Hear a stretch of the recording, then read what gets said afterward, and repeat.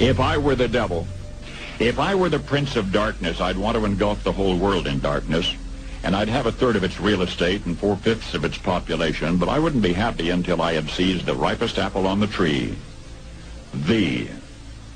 So I'd set about, however necessary, to take over the United States. I'd subvert the churches first. I'd begin with a campaign of whispers. With the wisdom of a serpent, I would whisper to you as I whispered to Eve, do as you please. To the young, I would whisper that the Bible is a myth. I would convince them that man created God instead of the other way around. I would confide that what's bad is good and what's good is square. And the old, I would teach to pray after me, Our Father.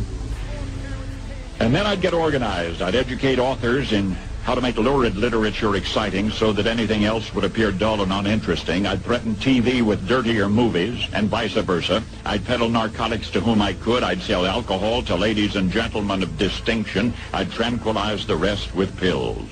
If I were the devil, I'd soon have families at war with themselves, churches at war with themselves, and nations at war with themselves, until each in its turn was consumed.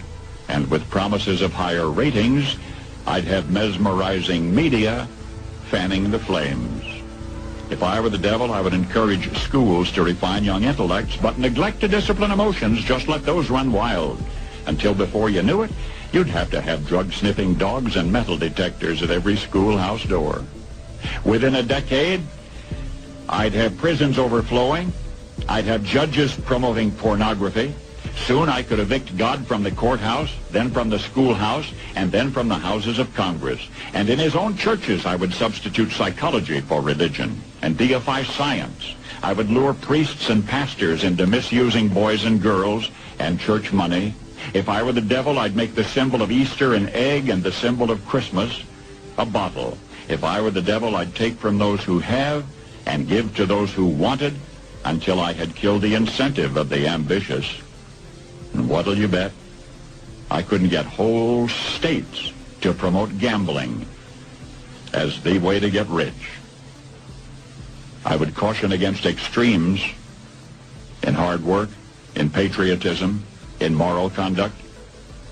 I would convince the young that marriage is old-fashioned, that swinging is more fun, that what you see on TV is the way to be.